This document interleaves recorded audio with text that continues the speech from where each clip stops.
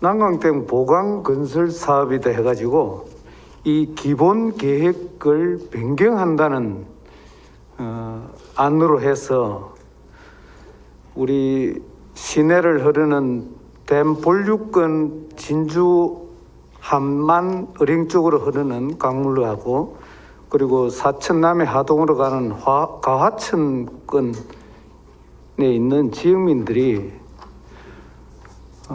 불안함을 넘어서 이렇게 분노해 있는 수준에 있습니다. 근데 우리가 댐이라는 게 원래 통수가 두 가지 이제 용수 역할을 하는 경우가 있고, 그 다음에 홍수 시에 방류를 적절하게 잘 조절하는 역할이 있습니다. 근데 이게 간혹 대홍수 시기가 되면 이 조절이 잘 안 되어서 피해가 심한 경우가 생깁니다. 지금 이 계획안과 관련해서 우리 도에서 갖고 있는 입장이 어떤지. 이로 인해서 환경부에서는 이제 집중호우를 대비한 댐의 안전성 확보를 위해 난강댐 취수 능력 증대 사업을 추진하고 있습니다. 우리 도도 댐 붕괴 등 재난 상황을 예방하고 도민의 생명과 안전을 지키는 사업으로 동사업의 필요성에 대해서는 공감하고 있습니다. 다만 사업 시행에 따른 지역 주민에 대한 피해 대책이 먼저 마련되어야 할 것입니다. 도는 지역 주민이 요구하는 피해 대책이 사업 계획에 포함될 수 있도록 환경부에 지속 건의 중에 있고, 지난 1월 환경부의 기본계획 변경안에 대한 관계기관 협의 시에 사업에 따른 피해 대책을 먼저 마련해 줄 것을 환경부에 요청한 바 있습니다. 그리고 2월에는 도 주관으로 관계기관 회의를 개최해서 지역민들의 이해를 구한 후 사업을 추진할 것을 환경부에 재차 건의하였습니다. 행정이라는 게 주민과 밀접해 있는 행정과 중앙행정 간의 차이도 아주 큽니다. 지금 주민들은 이 내용과 관련해서 의사 표시를 그냥 반대 이럽니다. 이게 요구사항을 방금 말씀하신 것처럼 피해 대책을 잘 세워서 추진하라라고 행정은 행정관에 전달을 하는데, 주민은 그걸 왜 이해를 못하는 겁니까? 아니면 국장님 보시기에 근본적으로 왜 주민들이 반대하는 거라고 생각하십니까? 일단 주민들은 특히 이제 가화천으로 방류되는 이제 사천만 제3호지에서 방류된 부분은 현재도 보면은 매년 이제 홍수기 때 보면 그쪽 방류된 양이 많기 때문에 항상 피해를 입고 있어서 거기에 대한 피해 의식도 상당히 크다고 생각이 됩니다. 본류 쪽은 이제 일부 피해가 있지만 가화천 쪽 이제 강진만 쪽 주민들이 느끼는 그 정도의 피해는 아니라고 생각합니다. 근데 이 기본 계획 변경안이라고 하는 이 보강 사업이 매년 아니면 상시적으로 이 계획안이 수행이 되는 일이라고 생각하십니까? 아니면 100년, 200년, 300년 만에 아니면은 평생 없을 수도 있는 일이라고 생각하십니까? 현재 지금 이 강우 빈도는 극한 홍수의 강우 빈도는 만년 빈도라고 봅니다. 만년 빈도 같으면 이제 아주 일어날 수는 없지만 최근에 이제 기후 변화와 극한 홍수를 고려해 볼 때는 어쩌면은 이번 올해 발생할 수도 있고 언제 발생할지 알 수가 없습니다. 그렇죠. 중요한 것은 만년 빈도라는 그 어떤 가상이 2021년 여름에 홍수가 생기지 않는다는 과학적 근거가 전혀 없지 않습니까? 맞습니다. 그러면 우리가 흔히 생각하는 하루라도 빨리 이 공사가 되어야 되는 거 아니겠습니까? 옳으신 말씀입니다. 근데 다수 주민들이 어쨌든 반대를 한다는 것은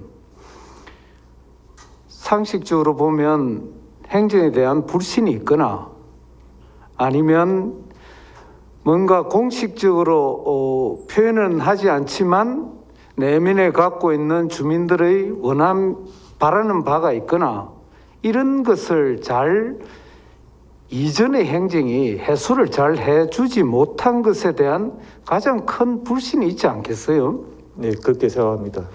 그래서 저희 도에서도 이 문제를 주민들과 직접적으로 밀집해 있는 기초지자체가 아니라 하더라도 또 수자원 공사 당사자가 아니라 하더라도 좀 더 적극적으로 이 문제에 대한 이야기를 해야 되는 거 아닌가 싶고요.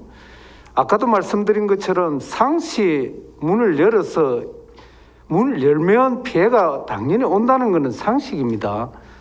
그럼에도 불구하고 이게 상시 여는 것이 아니라 정말 만일을 다시 말해서 댐이 붕괴되는 상황을 원료가 되거나 붕괴되는 상황을 막기 위한 상황이 왔을 때 그때 여는 거다. 맞습니다. 그때는 우리가 피해를 다 같이 감수해야 하는 거다 하는 이야기를 좀 더 현실성 있게 정확하게 이야기를 해야 되는 거 아닌가.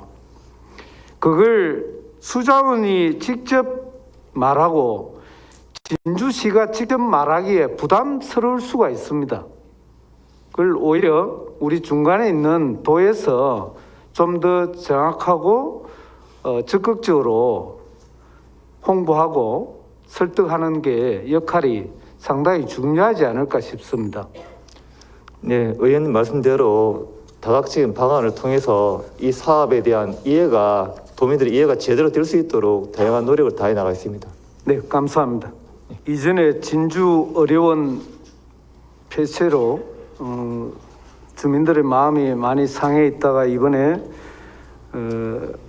서부 경남 공공병원 부지가 공론화 과정을 거쳐서 100여 명의 주민들이 공론화 과정을 거쳐서 진주 정촌에 있는 구 예하초등 부지로 지정을 냈습니다. 아직 복지부로부터 확정을 받지는 않은 거죠. 예, 그렇습니다. 이게 이제 도에서 건의를 하면 자연스럽게 확정이 될 거라 보고 그 측면에서는 어쨌든 재건립이 되는 것에 대한 지역민들 서부 경남의 해당 지역민들이 진주 사천 남해 하동 산청 권역에서 상당히 반기고 있는 상황입니다. 근데 제가 좀 여쭙고자 하는 게 위치를 정하는 데는 참 어려움이 많았을 거라 봅니다. 그것도 이해 당사자인 주민들이 직접 모여서 의논을 한 결과 이렇게 선정이 되어져서 그래도 이해는 확보가 됐을 거라고 봅니다. 그럼에도 불구하고 이 지역이 우리가 공공병원이라 하면 기본적으로 일반 대중 시민들이 접근하기가 좋아야 하는데 지금 기준으로 보면 접근성이 상당히 어려움이 있을 것 같습니다. 이에 대해서 국장님이 한번 예측을 해보시고 어떤 대책을 준비하실 수 있는지 답변 좀 부탁합니다. 네, 답변 드리겠습니다. 답변에 앞서 2, 3년 후에 설립된 이 서부 공공병원의 성공적 운영을 위해서 미래를 내다보고 이렇게 미리 고민하고 관심을 우리 가져주신 성영석 의원님께 먼저 감사한 말씀을 드리겠습니다. 이 서부 경남 공공병원은 진주권 5개 시군, 그러니까 진주, 사천, 남해, 하동, 산청의 필수 의료를 책임질 지역 책임 의료기관으로 있기 때문에 저희들이 입시 선정할 때 이 광역 교통 접근성을 주요 항목으로 평가했습니다. 약 100점 만점에 15점을 배점을 줄 정도로 중요하게 생각한 요소입니다. 앞으로 우리 도는 서부 경남 공공병원의 대중교통 접근성 향상을 위해서 이용 가능 지자체의 권역별 대중교통 운영 계획을 수립할 때 버스 노청 확충 방안을 적극적으로 우선 협의해 나갈 예정입니다. 그리고 현재도 진주역과 진주버스 터미널에서 공공병원 예정 부지까지 11개 노선이 일일 181회 지금 운영하고 있습니다. 이것도 충분하지 않기 때문에 향후 진주시에서는 추가적으로 지금 뿌리 산단, 항공 산단 조성에 발맞춰서 항공 산단은 이제 2022년 준공이 되고 그때부터 입주를 시작하면 그 입주 기업이 가동하는 시기와 우리 공공병원이 개원하는 시기가 거의 일치할 것으로 봅니다. 그렇기 때문에 이런 산당 조성에 맞춰서 공공병원 예정 부지 경유 시내버스를 정편할 예정입니다. 그리고 지난해 11월부터 진주 사천 간 광역 환승 할인제를 시행 중에 있습니다. 이 제도를 향후 남해, 하동, 산청 등 서부 경남 지역 대중교통수단 간 광역 환승 할인제를 버스 노선 정편과 동시에 시행해서 병원 방문을 위한 대중교통 접근성 향상을 위해 최선을 다하겠습니다. 네, 그 차후에 이 병원의 운영과 내용에 대해서는 또 다음 의논하기로 하고요. 다만 큰 틀에서 이게 지난번에 우리가 폐쇄를 시킬 때 명분이 재정 건전성에 관한 게 가장 큰 명분이었던 것 같습니다. 근데 재정 건전성과 공공병원 기능성이 사실은 충돌할 수밖에 없는 지점이 있을 것입니다. 우리 경제 논리를 분석을 해보면. 그래서 앞으로 이 두 가지가 충돌하더라도 재정 건전성을 그래도 강화시키는 방안 역시 잘 좀 확인을 해 주시기 바라고요. 그 다음에 방금 말씀하신 접근성 문제에서 진주 사천은 조금 나은 편인데 남해 하동 산청은 사실은 어려움이 많을 거라 봅니다. 대중교통 접근이 어렵고 결국 승용차는 접근이 언제나 수월 수 있지만 그래서 남해 하동 산청에서 접근할 수 있는 쉬운 방안을 좀 잘 마련해 주시길 바랍니다. 80년대 때에 이 상을 민주화 운동이라는 그 시대 아무랬던 시절에 학생들이 거리로 나왔을 때 이 경남을 놓고 보면 이 창원을 중심으로 경남대학교를 중심으로 한 창원 지역과 경상대학교를 중심으로 하는 진주 지역이 이렇게 그 학생들이 힘든 시기를 보내고 민주화의 열정을 불태웠던 시기가 있습니다. 근데 근래에 올해 년도에 뒤늦게 명예 졸업장 그 당시 학생들 3명이 경상대학교에서 명예 졸업장을 받았습니다. 그 세 분이 사실은 지금 지역에서 각자 자기 영역에서 활동을 열심히 잘 살아가고 있습니다. 그럼에도 불구하고 그 대표적인 한 분이 당시에 우리가 성적이 모든 것의 학생의 판단 기준으로 삼던 그 시절에 진주 경상대학교 의과대학이라는 수석 입학을 한 학생이 있습니다. 그 학생이 35년 만에 이번에 명예 졸업장을 받았습니다. 그 측면에서 보면 경상대학교라는 게 진주 지역에만 있는 학생들이 입학을 한 것이 아니고 경남 그리고 전국에서 각지에서 입학을 한 학생들인데요. 그런 면에서 학생들의 어떤 열정으로 인한 피해도 전국적으로 막대한 셈입니다. 제가 오늘 왜 이 말씀을 드렸냐 하면 그분들이 지금 그 과거의 어려움을 현재의 각 영역에서 열심히 살고 있지만 이 후대의 학생들이나 지역민들에게 그 당시의 민주화라는 이 명분을 지금도 잘 공유해 볼 수 있는 그런 공간을 좀 마련해서 현재 이 우리 사회의 어려움을 좀 공유하는 그런 공간 마련을 좀 해주면 어떨까 하는 생각에서 국장님께 질문을 드립니다.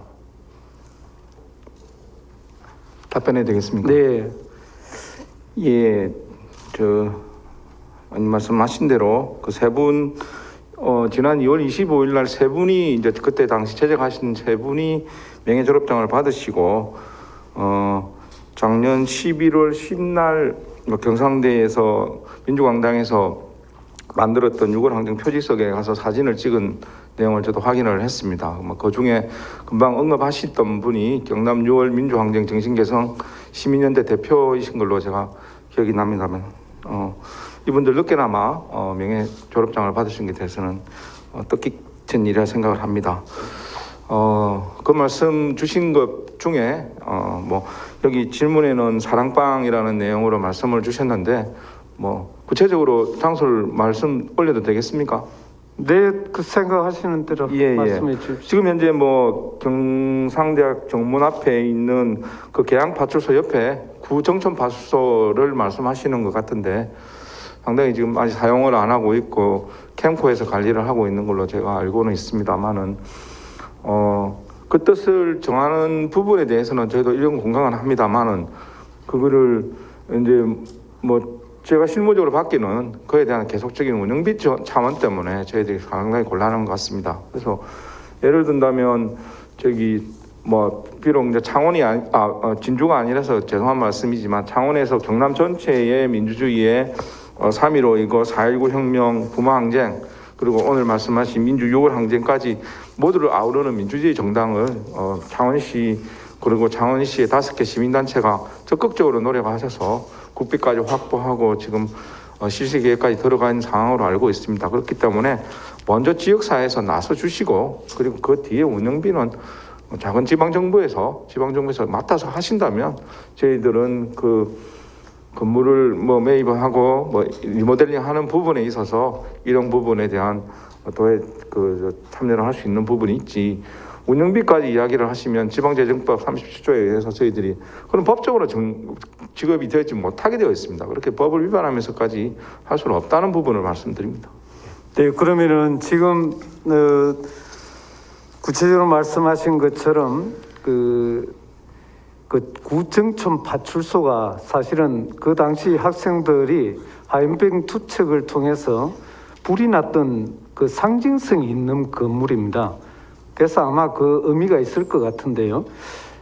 그 건물을 매입하거나 임대하거나 리모델링하는 것은 도에서 관심을 가져주신다면 아마 기초지자체에서 그 운영과 관련해서는 논의를 해볼 수 있다는 이 말씀 같은데요. 근데 지금까지 저희들한테 실무적으로나 진주시 죄송합니다. 진주시에서 말씀하시기는 계속적인 운영비에 관련된 내용을 말씀하시기 때문에 저희들 실무적으로는 검토한 그 선에서까지밖에 안 된다는 말씀을 계속 드린 겁니다. 의원님께도 계속 그렇게 말씀을 저희들이 실무적으로 말씀을 드리지 않습니까? 네, 그 점에서 한번 기회를 가지고 기초지자체와 같이 한번 의논을 해봤으면 좋겠다는 생각이 듭니다. 이것이 법적인 위반을 통해서 할 일은 아닌 것 다 동의할 거고요. 원만하게 이 문제가 한번 논의가 되는 기회가 만들어졌으면 좋겠습니다.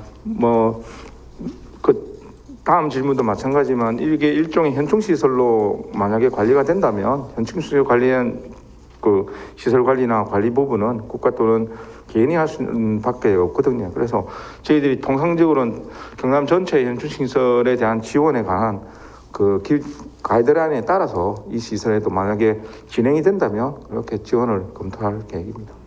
네, 감사합니다. 네. 다음 질문 이어드리겠습니다. 미리 드렸던 것처럼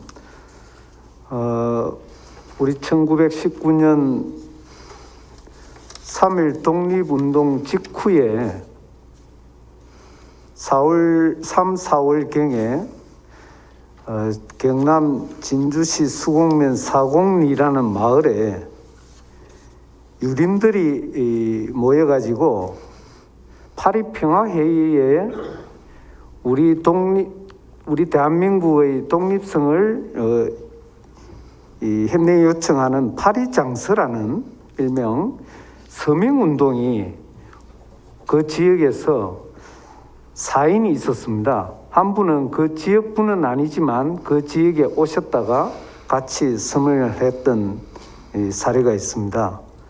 당시 이런 서명도 사실은 목숨을 걸고 하는 그런 서명이었다고 이야기하고 있습니다. 그래서 이 상황을 기념하기 위해서 지금 진주시에서 2억을 마련해서 기념비 공원을 조성하려고 하고 있습니다. 우리 경남도에서 이 문제와 관련 협조할 방안이 없을까요? 예, 답변 올리겠습니다. 예, 금방 그 의원님께서 말씀 잘 하셨듯이 파리장서 운동의 취지는 충분히 공감을 하고 특히 또 진주 수곡면에 하겸진 독립유공자님하고 하봉수 그다음에 이수환 하재화 선생님 네 분이서 이렇게 서명하신 걸로 제가 알고 있고 그 계기는 그 파리장서 운동을 주도했던 김상숙 선생님께서 하겸진 선생님 댁에서 며칠 주무시면서 이렇게 논의를 했던 긴밀하게 논의를 했던 걸로 제가 알고 있습니다. 그래서 저희들 이 부분에 대해서는 내부적으로 검토를 해보니 진주시에서 지금 11월 2억 정도 확보를 했고 그리고 지역 주민들께서 또 자발적으로 한 4천만 원을 모금한 걸로 알고 있습니다. 그래서 행정적인 문제가 풀린다면 현재는 지금 사곡 새마을 회관 앞에 그 논부지를 이용을 하시려고 하는 것 같습니다. 그래서 그 부분에 대해서는 아까 말씀드린 것처럼 경남 전체 현충시설에 대한 지원의 가이드라인에 맞춰서 저희들이 적극적으로 지원해 드리도록 그렇게 하겠습니다. 네, 감사합니다. 예. 네, 고맙습니다.